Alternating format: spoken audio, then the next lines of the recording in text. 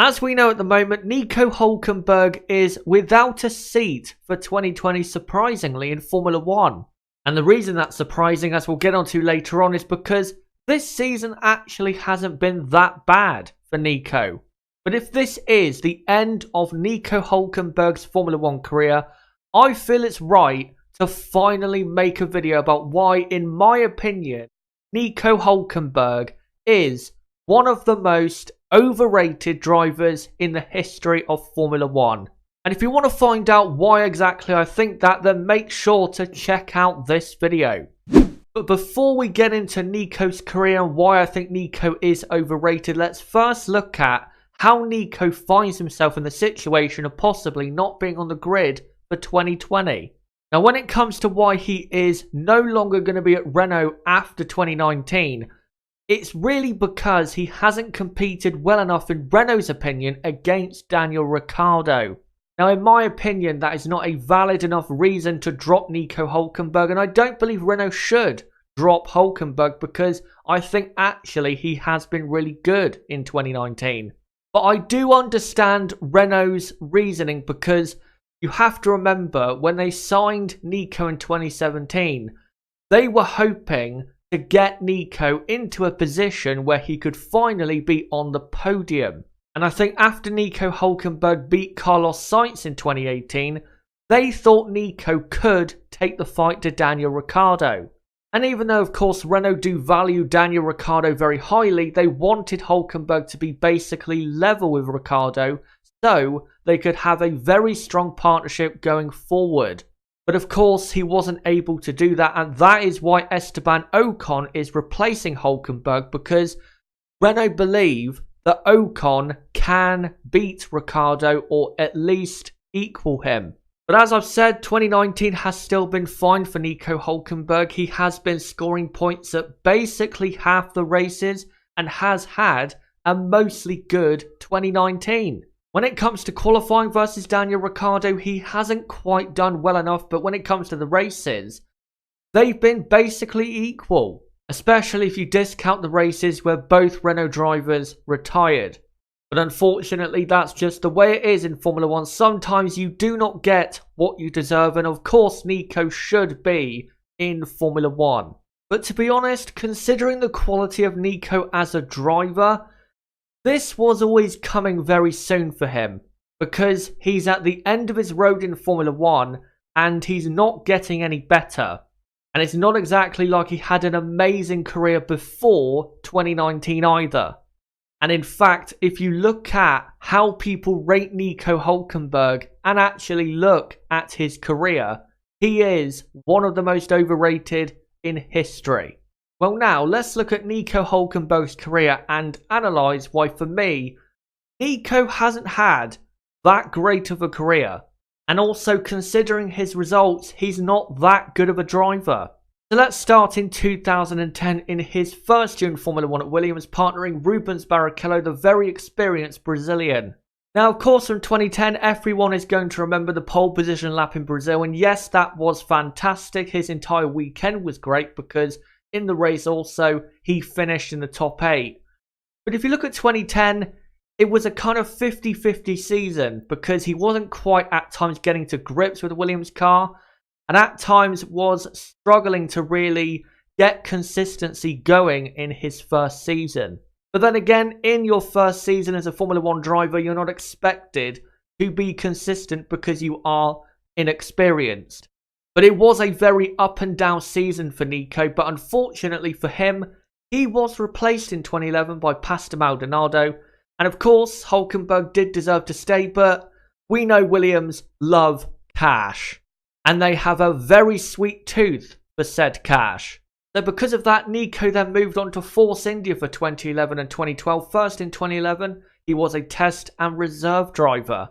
And then once Adrian Sutil was dropped, he partnered Paul di Resta in 2012, and 2012 was the first proper season where you could see the talent that Nico had to be a good Formula 1 driver.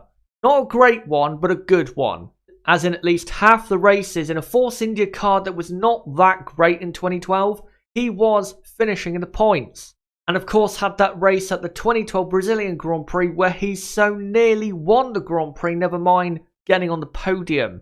But as we'll get onto a bit more later on, it was really a sign of what Nico is as a driver mentally when it comes to those big pressure moments. Because Nico had a podium for sure, if not a race win, sitting right there for him, and he completely bottled it. And if he had just kept his head, he definitely would have finished on the podium because his speed was so strong that weekend. But after 2012 with Force India, he moved to Sauber for 2013, a move that at the time made sense because Sauber in 2012 had plenty of podium finishes. But after the first half of the season, it wasn't really going to plan, as Nico was rarely in the points and couldn't really get enough out of the car to even be near the points.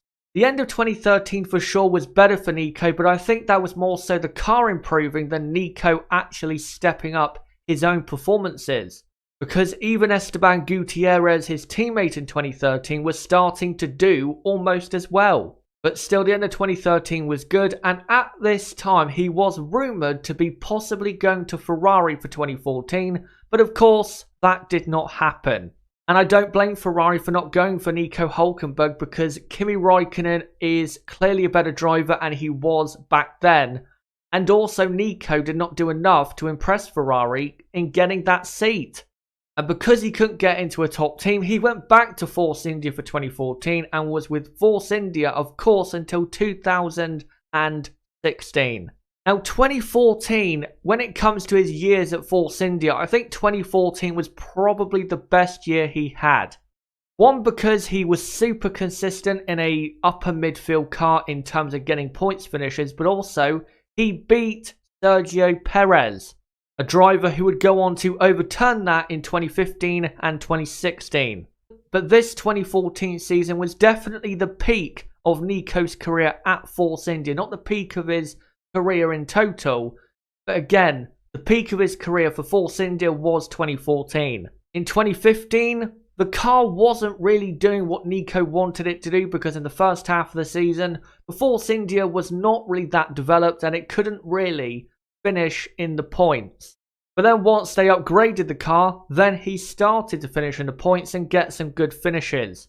But towards the end of 2015 is where the tide started to turn for me when it came to my opinion about Nico Hulkenberg. Because Sergio Perez, who of course in the same team, was now starting to beat him. And by the end of 2015, Perez had 2 more podium finishes at Force India than Nico had. And by the end of 2016, my opinion when it came to Nico Hulkenberg was pretty made up.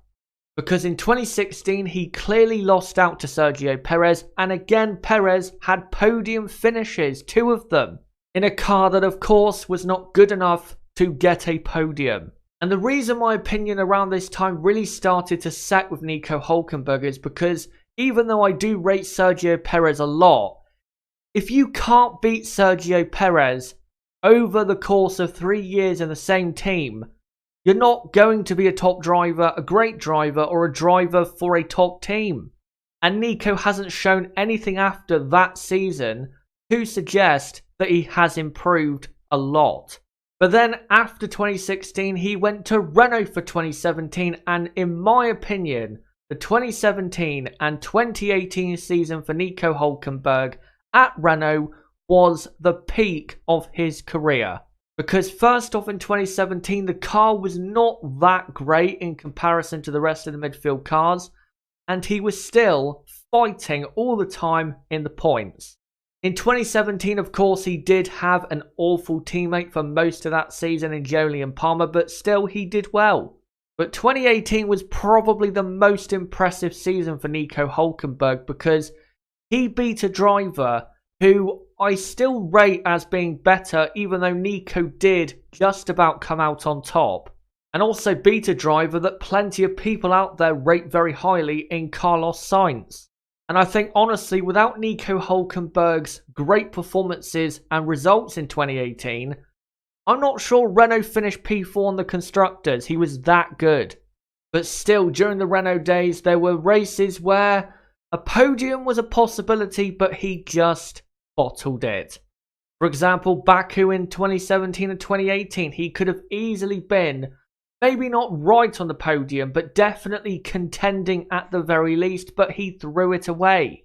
But of course, going into 2019, Nico knew that he had a new teammate in Daniel Ricciardo, a driver that he had to at least equal, if not beat, to show that he can compete at the top level of Formula 1. But in 2019, you have to say that he just hasn't quite been at that level. And in 2019, he has done what I expected him to do. And that is, of course, not massively, but he has lost to Daniel Ricciardo. And that, as I said earlier, is what has cost him his Renault drive.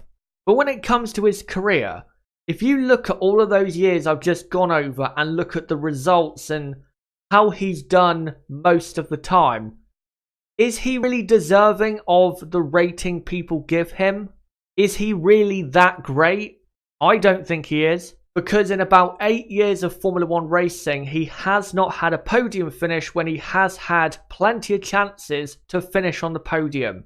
And I don't know this for sure, but I think he might be the record holder for the most entries into a Formula 1 Grand Prix without a podium. And that is a quite frankly embarrassing stat.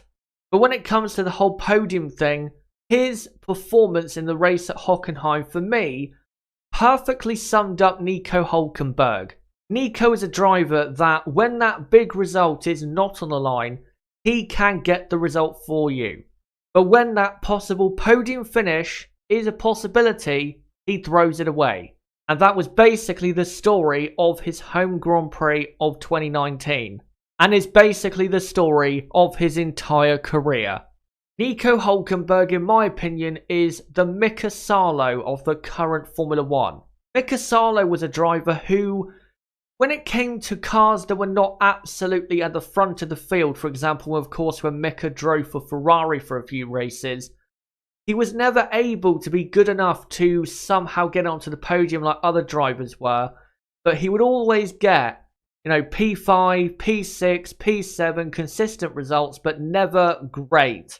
He was Mr. Consistency, but he was never a great performer. And Nico Hulkenberg, in the last decade, is basically the same driver. He's very consistent when it comes to getting upper midfield results such as P6, P7, P8, but when it comes to the great results, he can't do it.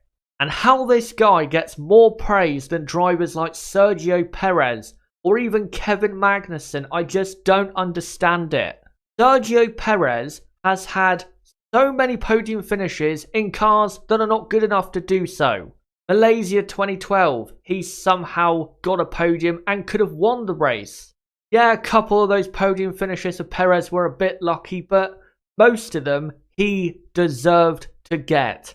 And even though Haas have gone with Romain Grosjean for 2020 instead of Nico Hulkenberg, if you look at Romain Grosjean versus Nico Hulkenberg before 2018 and 2019, I'd say they're basically equal, if not Romain is ahead.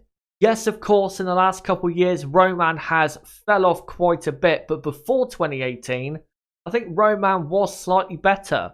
And again, when it comes to Kevin Magnussen, I don't understand why people think Hulkenberg is better, because one, Kevin is faster. Kevin also has really improved on the mistakes he's made on the past, and he's really become a good driver. And by the way, when you look at Kevin Magnussen's 2019, please remember that his car he's been driving has been shocking in the races. And I guarantee you, if you give him and Nico Hulkenberg the same car, Kevin Magnussen would beat him. And also, let's not forget that Kevin did what Nico has failed to do in just one race. In his debut race, Kevin Magnussen got a podium again in a car that was not good enough to do so. Yeah, that weekend it was alright, but that season, that car that Kevin was driving, the McLaren, was not good. But still, in that one race, he did more than what Nico's been able to do in well over 100. So when Nico Hulkenberg does leave Formula 1, which I think will happen, honestly, because I don't think Williams will offer him a seat. I think the Williams seat is going to go to Nicholas Latifi. Even though he does, based on 2019, deserve to be on the grid, you can't say that he hasn't had his chances. He's had basically a decade to make his career work in Formula 1, and he hasn't. Certainly not to the degree that people thought he would. But guys, let me know in the comment section down below. Most importantly, for the people who rate Nico Hulkenberg higher than other drivers, what is it that makes you rate him higher than drivers like Perez or Magnussen or drivers like that? Is it his driving? Do you think his career has been better than what I thought? Is it because he looks cool? Just let me know why, because I honestly do not understand why people rate the guy so highly when he hasn't really done that much in his career compared to plenty of other drivers that he has raced against. So let me know in the comment section down below what you think, and also don't forget guys to subscribe for more content like this and hit the like button also for more content like this. But until my next video on Wednesday guys, it has been me, ChazzaHD, goodbye.